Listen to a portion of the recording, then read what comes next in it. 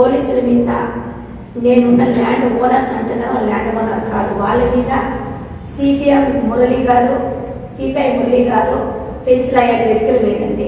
ఇన్ని రోజులు నేను ల్యాండ్ ఓనర్ దగ్గర నాకు సమస్య అనుకున్నాను, ఒక వాళ్ళు ఏమంటారు వాళ్ళు అణచారు అనుకున్నాను. కాదండి, ఇప్పుడు పోలీసులు ఇంతగా నా మీద ఎంత టార్గెట్ చేస్తున్నారో నాకు అర్థం కావట్లేదు. నాకు జరిగిన గత ముందు నెల 18వ తారీఖున నాకైతే ఏమైతే అన్యాయం జరిగిందో, నా ప్రాపర్టీ ఎంత చూడండి ధ్వంసం చేశారు అన్న దీనిపైన ఒక ఎఫ్ఐఆర్ ఫైల్ చేశారండి 18వ తారీఖున. ఆ ఎఫ్ఐఆర్ ఫైల్ చేశారు కానీ ఇంతవరకు దాని గురించి ఏమీ జరగట్లేదండి. ఇది ఇలా ఉండగా నా పని నన్ను చేసుకోమని చెప్పారు పోలీసులు. నేను చేసుకుంటూ పలుమార్లు వచ్చిన వస్తువులు ఎత్తుకెళ్తూ ఉన్న వస్తువులు 50 లక్షల ప్రాపర్టీ వెళ్ళిపోయింది.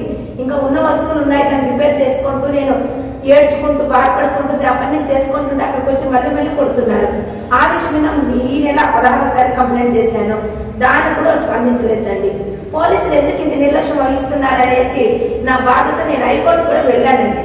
హైకోర్టు నాదేమైనా తప్పు ఉంటే ఎట్లా యాక్సెప్ట్ చేస్తుందని నా కేసుని అదొక్కటి గుర్తించండి.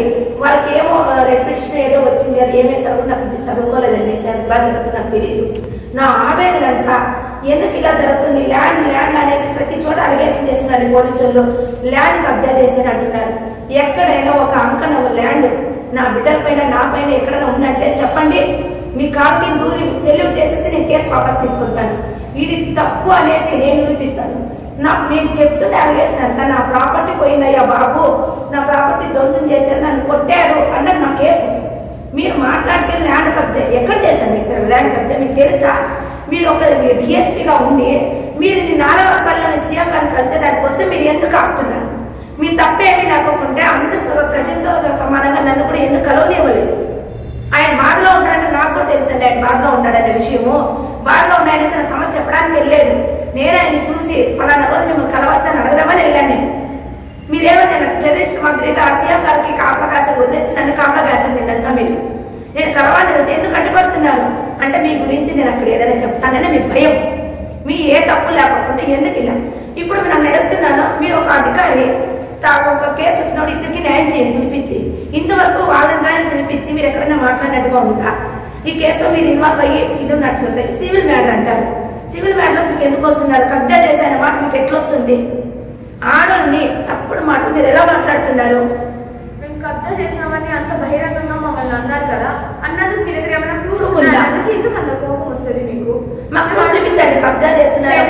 టెనెంట్ ఖాళీ చేయడం లేదు, లీజ్ అగ్రిమెంట్ అయిపోయింది అంటే దానికి ఒక ప్రొసీజర్ ఉంది. మీరు కోర్టుని ఆశ్రయించి ఇది మాదయ్య ల్యాండ్, టెనెంట్ ఖాళీ చేయడం లేదు, దయచేసి మమ్మల్ని ఖాళీ చేయించండి అని అంటే కోర్టు ఎందుకు ఖాళీ చేయించదు? మీరు ఎందుకు ఆ ప్రొసీజర్ ద్వారా వెళ్ళలేదు? వెళ్ళకుండా అంటే వీళ్ళు ఇండైరెక్ట్ గా చెప్తున్నారు, మీరు రెంట్ కట్టకపోతే టెనెంట్ ఏమైనా దౌర్జన్యంగా ప్రవర్తించి అక్కడే ఉంటామంటే మీరు కొట్టేయండి, దౌర్జన్యం చేయండి అని చెప్పచ్చా?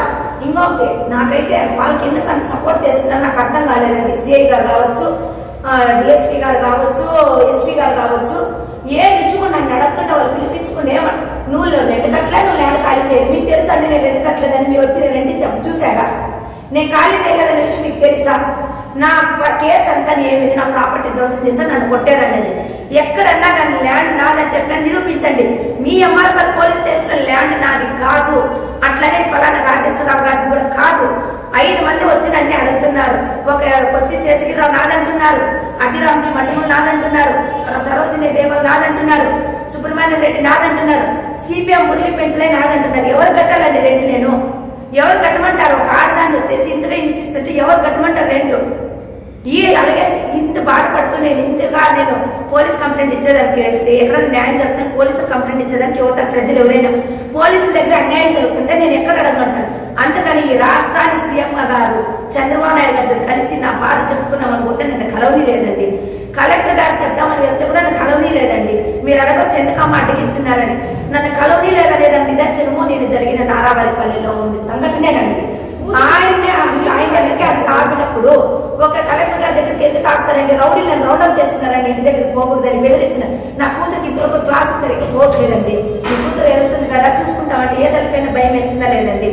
దీని మీదుగా ఎంక్వైరీ చేసి ఇప్పటికీ చెప్తున్నారు ప్రెస్ మీట్ లో, భూమి నాది, నా ల్యాండ్ నాది కాదు, నా ప్రాపర్టీ ₹1 కోటి పైబడి నష్టం పోయినాను, ధ్వంసం చేశారు, నా ప్రాపర్టీ ఎలా ఉండదు నాకు అలా అప్పగించి నాకు ఇస్తే నాకు పని చేసుకునే అవకాశం కల్పిస్తే ల్యాండ్ ఓనర్ ఎవరో ఎంక్వైరీ చేసి కోర్టు కానీ పోలీసులు కానీ కలెక్టర్ గారు కానీ ఎంఆర్ఓ కానీ అది ల్యాండ్ ఎవరు అనేది చెప్తే ఆ ల్యాండ్ గల్లో నుంచి ఖాళీ చేయమ్మా అంటే చేస్తా, లేదంటే రెంట్ మీకే ఇస్తానంటే ఉంటా, లేదంటే ఈ రోజు నుంచి నేను కోర్టులో పెడతాను. కోర్టు ఎవరిదైతే వాళ్ళు కట్టుకొని ల్యాండ్ ఎక్కడ నాది కాదు, నా ప్రాపర్టీ నాకు అప్పగించాలా. దయచేసి చెప్తున్న భూ సమస్య అని కేసుని తప్పుదావ పట్టించకండి. ఇది ఒక ఆడదాన్ని కొట్టారు, ప్రాపర్టీని ధ్వంసం చేసే దౌర్జన్యం. సిపిఐలో పనిచేసే వాళ్ళు, సిపిఐ మొత్తాన్ని నేను తప్పు పట్టట్లేదండి, సిపిఐలో పనిచేసే కొంతమంది నెంబర్లు వాళ్ళు వాళ్ళ దగ్గర వీళ్ళ దగ్గర మాట్లాడుకుని ఇట్లా పనులు చేస్తున్నారు. భూ కబ్జా అంటారు దీన్ని. వేరే వాళ్ళే దౌర్జన్యం చేస్తే పోలీసుల దగ్గరికి వెళ్తాం. పోలీసులు దౌర్జన్యం చేస్తే ఒక నన్ను మమ్మల్ని కాళ్ళకి ఈడ్చి పడేస్తారు. దయచేసి మమ్మల్ని కలవని. పోలీస్ స్టేషన్ ముందు బట్టలు పట్టారని చెప్పాను. అయినా కూడా ఇంతవరకు ఎఫ్ఐఆర్ కట్టారని పేపర్ ఎఫ్ఐఆర్ ఇవ్వడం కావాలి. దీని మీద నిజమైన ఎంక్వైరీ కావాలి, దీని మీద యాక్షన్ తీసుకోవాలి, దీని గురించి మాట్లాడే వాళ్ళు కావాలి. ఎవరు మాట్లాడతారంటే మాట్లాడేదంటే ఇంకా అందరికంటే గొప్పవాడు సీఎం గారే. అంతకుమించి దీని గురించి ఎవరు మాట్లాడలేదు. పోలీసులు ఎవరు ఎదిరించలేరు కదండి. ఎదిరించాలంటే ఇక మమ్మల్ని కూడా కేసులో ఇరికిస్తారండి. అందుకనేసి నా భర్తని నా కొడుకును కూడా మాళ్ళు ఎరిచి ఇంట్లో కూర్చోబెట్టానండి. వాళ్ళు కూడా ఇరికిస్తాం, మమ్మల్ని కూడా ఇరికించే వాళ్ళు మేము లేడీస్ అయిపోయినాం. కానీ భయమేనండి మాకు ఏమి ఇరికిస్తారని.